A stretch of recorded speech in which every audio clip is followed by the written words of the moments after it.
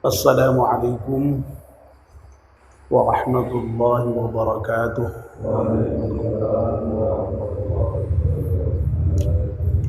Bismillahirrahmanirrahim. Alhamdulillahirabbil alamin wassalatu wassalamu ala asyrafil mursalin sayyidina wa maulana Muhammad wa ala alihi wa sahbihi ajma'in. Amma ba'd. Ibu-ibu, bapak-bapak dan saudara-saudara sekalian yang dimuliakan Allah Subhanahu wa taala. Alhamdulillah, kita panjatkan syukur kepada Allah Subhanahu wa taala yang pagi ini atas limpahan rahmat dan nikmatnya kita semua bisa hadir di Masjid At-Taqwa, masjid yang kita cintai, untuk melaksanakan aktivitas rutin harian kita, sholat subuh berjamaah. Dan kita sekarang alhamdulillah bisa melanjutkannya dengan melakukan kajian subuh. Kita mohon kepada Allah Subhanahu wa taala semoga seluruh rangkaian ibadah kita di pagi hari ini diterima oleh Allah Subhanahu wa taala. Mari kita mulai kajian subuh kita dengan berdoa bersama-sama. Bismillahirrahmanirrahim. Asyhadu an la ilaha illallah wa asyhadu anna Muhammadar Rasulullah. Raditu billahi rabba wa bil Islam dina wa bi Muhammadin nabiyyan wa rasulah. Rabbi zidni ilman nafi'a warzuqni fahman wa hukma wa alhiqni bis salihin. Amin. Bapak dan Ibu, meskipun ini hari Ahad, izinkan saya untuk meneruskan kajian doa yang sudah kita bahas beberapa waktu yang lalu. Doa yang cukup panjang yang diajarkan Nabi kita Muhammad SAW untuk memohon beberapa hal. Mari kita ulangi doa yang sedang kita bahas. Bismillahirrahmanirrahim. Allahumma inni as'aluka fi'lal khairat wa tarkal munkarat wa hubbal masakin wa an taghfira li wa tarhamani wa idza aradta fitnata qaumin wa tawaffani ghaira maftun wa as'aluka hubbaka wa hubba man yuhibbuka wa hubba amalin yuqarribni ila hubbik. Ya, cukup panjang. Dalam doa ini kita diajarkan untuk memohon supaya diberi kemampuan untuk melaksanakan al-khairat, kebaikan-kebaikan. Lalu tarkal munkarat, meninggalkan yang mungkar.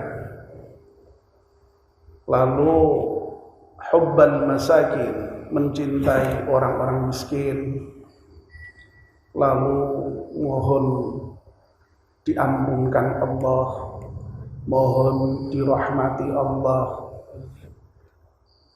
Lalu mohon kalau sekiranya Allah itu menimpakan suatu musibah, malapetaka, fitnah pada suatu kaum, kita mohon untuk tidak diwafatkan dalam kerangka fitnah itu, dalam kerangka musibah itu.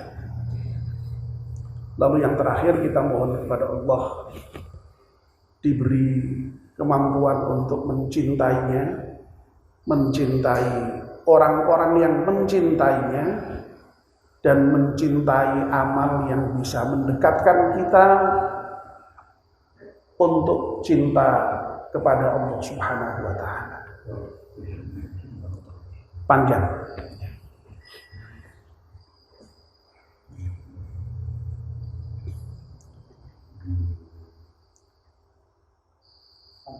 Yang pertama, kedua, dan ketiga sudah kita bahas.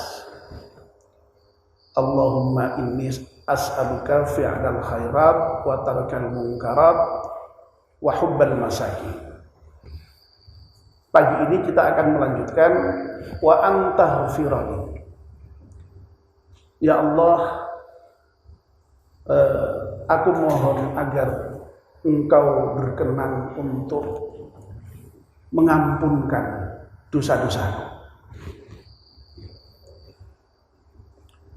Bapak dan ibu-ibu yang dimuliakan Allah Subhanahu wa Ta'ala,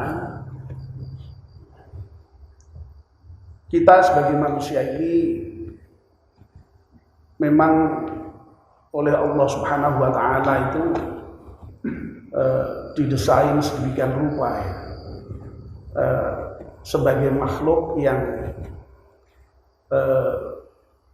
di satu sisi itu diberi potensi untuk bisa menjadi mulia, tetapi di sisi yang lain kita ini juga oleh Allah memang sejak awal diilhami dengan fujur juga, yang itu kemudian berpotensi untuk menimbulkan kejahatan sehingga lalu kemudian berakibat dosa yang ujung-ujungnya menjadikan kita hina. Kalau kita takwa, ujung-ujungnya mulia, ujung-ujungnya surga. Kalau kita fujur, itu ujung-ujungnya kehinaan dan ujung-ujungnya ya neraka. Jadi kita ini memang seperti itu ya, makhluk yang bidimensional. Dari sisi penciptaan kita itu di satu sisi memang diciptakan dari tanah, dari lumpur yang hina itu ya, katakanlah begitu. Tapi di sisi yang lain Allah juga meniupkan roh ke dalam diri manusia. Nah, itulah yang tadi itu ya, menjadikan manusia itu berpotensi untuk mulia, bahkan lebih mulia dari malaikat. Tetapi kalau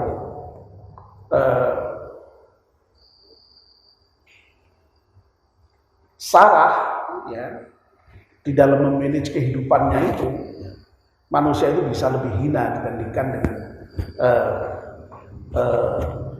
binatang sekalipun. Bahkan balhum awal, bahkan lebih sesat dibandingkan binatang sekali. Ya. Kita berbeda dengan malaikat.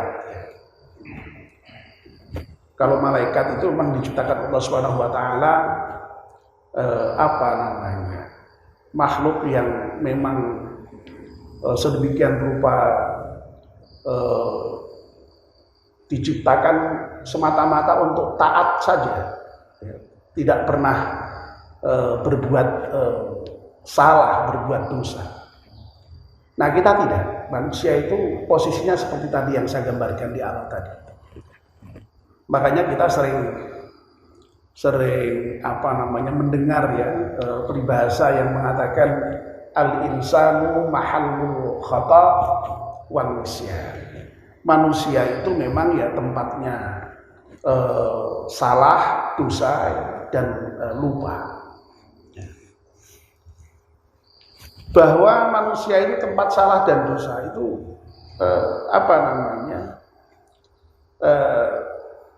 memang Nabi kita sendiri menyatakan dengan tegas ya seperti itu.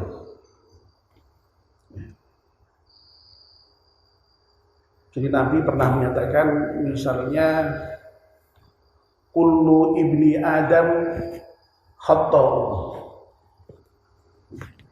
Setiap anak Adam, ya kita ini manusia, itu khata'un.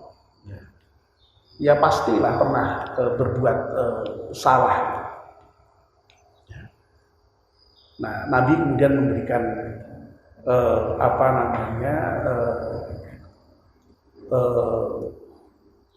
cara untuk menghapus kesalahan itu dengan menyatakan wa khairul khata'in at-tawwabun. Dan sebaik-baik orang yang bersalah, orang yang berdosa adalah orang yang bertaubat. Ini ya itulah manusia. Itulah manusia. Nah, dalam hadis yang lain, dalam hadis qudsi Allah pernah menyatakan yang nadanya kurang lebih sama dengan yang dinyatakan Nabi tadi. Allah dalam hadis qudsi itu merupakan hadis yang sesungguhnya merupakan firman Allah, tetapi secara redaksional itu tidak verbatim sebagaimana Al-Quran. Kalau Al-Quran itu firman Allah yang kemudian secara verbatim ya apa adanya itu persis dengan apa yang disabdakan Allah itu. Tetapi kalau hadis qudsi itu secara substantif itu merupakan firman Allah, tetapi secara redaksional tidak verbatim dari Nabi. Makanya disebut dengan hadis bagaimanapun juga. Dalam hadis qudsi yang berbicara mengenai tadi bahwa manusia itu tempatnya salah itu, Allah berfirman, ya ibadi innakum tukhti'una billaili wan nahar. Wahai hambaku, sesungguhnya kalian itu berbuat salah, berbuat dosa itu tiap hari, tiap malam, tiap siang, tiap malam. Bahasanya malah tidak sekedar kulla yaumin, tetapi setiap petang, setiap siang, billaili wan nahar. Itu selalu berbuat salah, selalu berbuat dosa. Tapi kemudian Allah memberikan tadi pengharapan. Wa ana aghfiru dzunuba jami'a. Masya Allah. Allah memberikan jaminan bahwa Allah itu akan mengampunkan dosa-dosa itu semuanya. Luar biasa. Semuanya.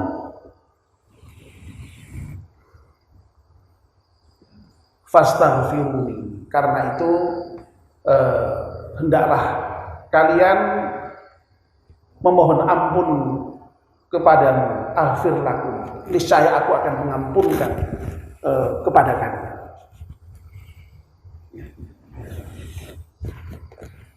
Jadi sekali lagi ya inilah memang kita itu berbeda ya dengan manusia. Kok dengan manusia? Wong kita ini manusia kok ya. Kita berbeda dengan malaikat. Kita ini ya pastilah ya tadi kita punya potensi takwa ya. Fa'alhamaha fujuraha wa taqwaha itu ya. Tadi sudah saya sebutkan fa'alhamaha fujuraha wa taqwaha. Qad aflaha man zakkaha wa qad khaba man dassaha. Jadi dalam diri kita itu sudah diilhamkan takwa, diilhamkan fujur. Ya. Nah, tadi itu bisa berpotensi untuk mulia, bahkan mulianya melebihi malaikat sekalipun. Ya. Tapi juga bisa berpotensi untuk hina, lebih hina dibandingkan binatang sekalipun. Ya. Malaikat diciptakan memang senantiasa taat, ya. Tidak punya nafsu sehingga selalu taat kepada Allah Subhanahu wa taala. Ya. Tidak pernah bermaksiat kepada Allah Subhanahu wa taala. Itu malaikat. Ya. La ya'sunallaha ma amarahum wa yaf'aluna ma yu'marun. Kalau malaikat ini tidak pernah bermaksiat sedikit pun kepada Allah dan senantiasa melaksanakan perintah Allah. Nah kita ini kan enggak. Ya taat tapi ya maksiat. Ya. Hanya saja memang perbandingan antara maksiat dan taatnya itu saja yang kemudian membedakan antara manusia satu dengan manusia yang lain. Kalau kita merujuk kepada surat apa itu ya, surat lupa saya yang Allah menginformasikan kepada kita bahwa Al-Quran itu diturunkan oleh Allah kepada hamba-hambanya yang terpilih. Ya.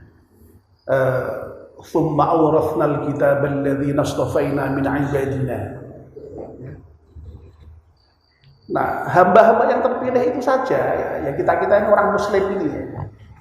Itu ternyata masih dibagi menjadi 3 ya, kondisinya itu.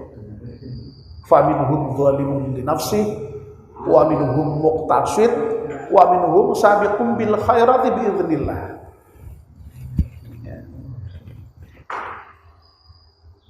Jadi orang-orang yang sudah dipilih Allah untuk diwarisi Al-Quran, percaya kepada Al-Quran itu ternyata masih kondisinya masih bermacam-macam itu, sampai ada 3 golongan tadi itu. Yang pertama yang disebut oleh Allah sebagai zalimun li nafsi, orang yang menganiaya dirinya sendiri. Nah, orang yang menganiaya dirinya sendiri ini dimaknai sebagai orang yang sudah beriman kepada Al-Quran, tapi dalam kenyataan kehidupan sehari-harinya itu ya belum mempraktekkan apa yang ada dalam Al-Quran itu, sehingga ya kalau dibuat perbandingan begitu antara perbuatan baiknya dengan perbuatan buruknya itu banyak sekali perbuatan buruknya. Ada perbuatan baiknya, orang manusia pasti pernah berbuat baik, tapi sedikit. Perbuatan buruknya banyak sekali. Nah, itu orang yang disebut dengan zalimun li nafsi. Nah, yang kedua, golongan manusia yang sudah diberi hidayah Al-Quran oleh Allah itu ada yang disebut dengan muqtasid, golongan pertengahan. Nah, yang golongan pertengahan ini dimaknai sebagai orang-orang yang sudah beriman pada Al-Quran, tetapi dalam kehidupannya sehari-hari itu belum sepenuhnya itu menjalankan ajaran-ajaran Al-Quran, sehingga antara perbuatan baiknya dengan perbuatan buruknya itu masih imbang, kira-kira begitu. Makanya disebut dengan pertengahan itu ya, imbang ya. Ya maksudnya gimana? Ya maksiat. Ya taat tapi maksiat, dan maksiatnya dengan taatnya itu ya draw begitulah kira-kira ya. Sebanding begitu ya. Ada itu umat yang seperti itu ada. Apalagi kalau seperti itu, orang tadi yang banyak maksiatnya aja ada ya. Nah, yang ketiga itu wa minhum sabiqum bil khairati biiznillah.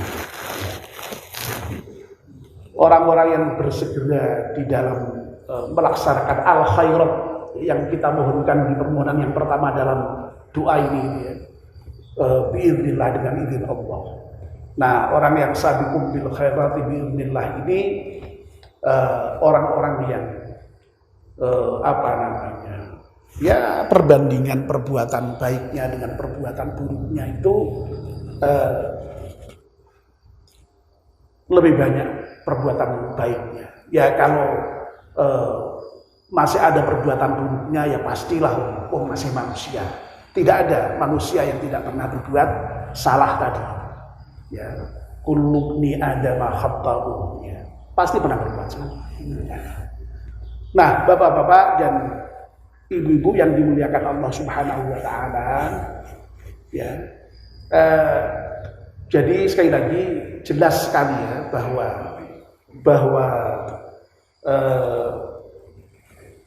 kita ini sebagai manusia pasti pernah berbuat dosa. Ya. Persoalannya hanya seberapa dosa itu yang kita perbuat. Nah, terlepas dari banyak atau sedikitnya, ya dosa itu tidak boleh dibiarkan. Ya. Tidak bisa dibiarkan begitu saja. Ya. Allah memerintahkan bahwa dosa itu hendaknya dihilangkan, hendaknya dihapuskan. Ya. Dan Allah memberikan cara, memberikan mekanisme di dalam menghapus dosa itu. Ya. Nah, sebenarnya banyak ya mekanisme untuk menghapus dosa itu. Nah, salah satunya adalah memohon ampun, istighfar kepada Allah Subhanahu wa taala. Ya. Itulah makanya lalu Nabi itu banyak sekali itu mengajarkan untuk istighfar. Habis sholat diajarkan istighfar. Ya. Di dalam doa-doa yang terpisah-pisah itu banyak sekali ada unsur istighfarnya, seperti dalam doa ini. Ya. Bahkan malahan Nabi itu pernah mengajarkan doa secara khusus terkait dengan istighfar, itu adalah apa yang disebut sebagai sayyidul istighfar. Masya Allah. Ya. Ya. Yang alhamdulillah sayyidul istighfar itu sudah kita tradisikan untuk kita baca di masjid kita, ya, setiap ba'da maghrib dan ba'da subuh. Dan pelaksanaan membaca sayyidul istighfar setiap pagi dan petang itu juga mengikuti sabda Nabi. Ya. Nabi kita Muhammad SAW mengajarkan, ya, hendaknya kalian membaca sayyidul istighfar. Ya, sayyidul istighfar adalah istighfar yang kemudian dicontohkan Nabi itu. Ya, Allahumma anta rabbi la ilaha illa anta khalaqtani wa ana 'abduka wa ana 'ala 'ahdika wa wa'dika mastata'tu a'udzu bika min syarri ma sana'tu abu'u laka bi ni'matika 'alayya wa abu'u bi dzambi faghfir li fa innahu la yaghfiru dzunuba illa anta. Panjang sekali. Dan di akhir hadis yang menjelaskan mengenai sayyidul istighfar itu Nabi menyatakan, barang siapa yang membaca sayyidul istighfar itu di petang hari lalu kok mati pada malam itu, masuk surga. Dan kalau dia membaca sayyidul istighfar pada pagi hari, mati pada siang harinya sebelum malam, masuk surga dia. Masya Allah, itu luar biasanya istighfar itu. Ya. Ya, tapi ya bapak-bapak dari ibu lalu jangan kemudian lunak Allah aku tak mau coba istighfar wae. Ora sah salat, ora sah poso, ora sah zakat. Toh Kanjeng Nabi jarine ngendika nak maca sayyidul istighfar esuk awane mati mlebu swarga. Maca sore bengine mati mlebu swarga. Ya tidak begitu cara memahaminya. Ya. Dulu sudah pernah saya sampaikan terkait dengan persoalan-persoalan afdholiyat, ya, keutamaan apapun yang terkait dengan keutamaan itu ya kita yakini benar bahwa memang itu keutamaannya seperti itu. Tapi bukan berarti lalu kemudian bisa menggantikan yang lain-lain, enggak. Ya. Jadi seperti iklan itu loh ya, syarat dan ketentuan berlaku kan begitu ya toh. Ya. Orang kok dong terus lu mau haji sholat ning Masjidil Haram nih fadilahnya berapa? 100.000 kali. Mau aku ora sah sholat kan hitung-hitungannya jelas ya. 100.000 kan ya berarti wah lumayan. Iso nganggur rasa sholat beberapa enggak begitu pemahamannya. Bukan begitu. Maca puluh ping telu ganjarane padha karo maca Al-Qur'an penuh. Nah ono aku ora usah maca Qur'an maca puluh ping telu. Bukan begitu cara memahaminya. Jadi syarat dan ketentuan berlaku. Jadi itu pemahaman seperti ini. Jadi sekali lagi luar biasa istighfar. Jadi akan menghapuskan dosa. Ya, dan karena dosa itu terhapus, maka Allah akan memasukkannya ke surga. Itu persoalannya. Dan itu juga tegas itu firman Allah itu. Ya, dalam surat Tahrim ayat 8 kalau nggak salah itu Allah menyatakan a'udzubillahi minasyaitonir rajim ya ayyuhalladzina amanu tubu ilallahi taubatan nasuha asa rabbukum ayyukaffira 'ankum sayyi'atikum wa yudkhilakum jannatin tajri min tahtihal anhar. Wahai orang-orang yang beriman, hendaklah kalian bertaubat dengan taubatan nasuha. Ya, dengan taubat nasuha itulah maka Allah kemudian akan yukaffira 'ankum sayyi'atikum, akan menutup kesalahan-kesalahanmu, dosa-dosamu, sebesar apapun dosamu. Karena kata Allah di dalam hadis qudsi itu wa ana aghfiru dzunuba jami'a. Asal mau tobat, asal mau istighfar, diampunkan Allah Subhanahu wa taala. Ya. Tidak hanya itu, wa yudkhilakum jannatin tajri min tahtihal anhar. Dan Allah akan memasukkan kita ke dalam surga yang mengalir sungai-sungai di bawah. Nah, jadi istighfar, sekali lagi istighfar. Dan Masya Allah ya, kalau Nabi itu banyak menuntunkan istighfar itu. Dalam banyak versi, dalam banyak kesempatan, termasuk dalam doa yang kita baca sekarang ini, yang kita sedang bahas sekarang ini itu. Nabi sendiri itu memang juga Masya Allah dalam beristighfar itu. Ya. Dalam banyak riwayat disampaikan Nabi itu tidak kurang setiap hari memohon ampun kepada Allah itu 100 kali. Ya. Nabi yang maksum, Nabi yang maksum itu artinya sudah dijaga oleh Allah dari berbuat dosa. Itu beliau tidak pernah meninggalkan istighfar dan setiap hari itu minimal tidak kurang dari 100 kali beristighfar Nabi kita Muhammad sallallahu alaihi wasallam. Nah, kudune awake dhewe iki sing orang maksum, sing sangat mungkin dosanya ini banyak. Ya, mestinya kan ya istighfarnya itu lebih banyak harusnya itu. Tapi rupa-rupanya terkait dengan persoalan istighfar ini nampaknya yang berlaku itu malah perbandingan yang terbalik gitu. Ya. Kalau Nabi itu tidak pernah dosa sedikit-sedikit istighfar. Ya.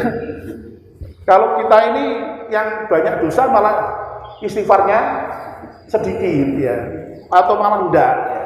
Masya Allah. Jadi berbanding terbalik malah. Ya. Orang-orang yang yakna itu malah mungkin malah istighfar malah. Kalau dia istighfar itu mungkin tobat malah dia. Enggak yakna lagi itu kira-kira itu. Jadi rupa-rupanya berbanding terbalik.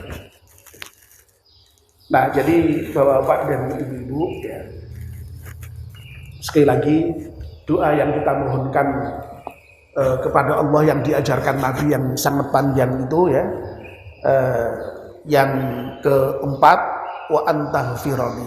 Ya Allah, hendaklah Engkau berkenan mengampunkan dosa-dosaku ya Allah. Ya tentu saja ketika kita memohon ampun itu tidak hanya dengan rangkaian doa ini ya. Karena sekali lagi istighfar itu sekali banyak sekali versinya, banyak sekali diajarkan Nabi dalam banyak kesempatan ya. Nah ini salah satu yang disisipkan di dalam doa yang sangat panjang yang memohon bisa melaksanakan kebaikan, meninggalkan kemungkaran, cinta dengan orang miskin. Nah sekarang ini kita memohon ya untuk diampunkan dosa-dosa kita oleh Allah Subhanahu wa taala.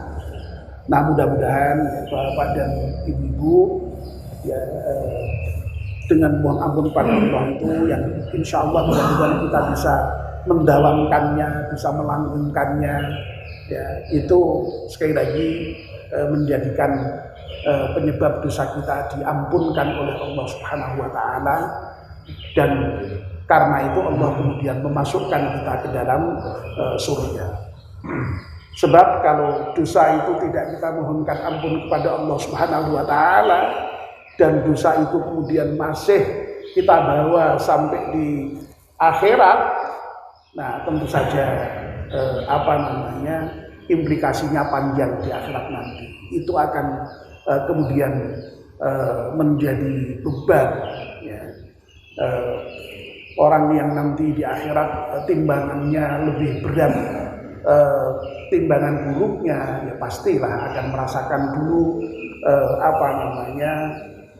siksa neraka itu. Meskipun ya orang yang beriman itu pasti ujung-ujungnya akan masuk surga, tetapi sekali lagi harus merasakan dulu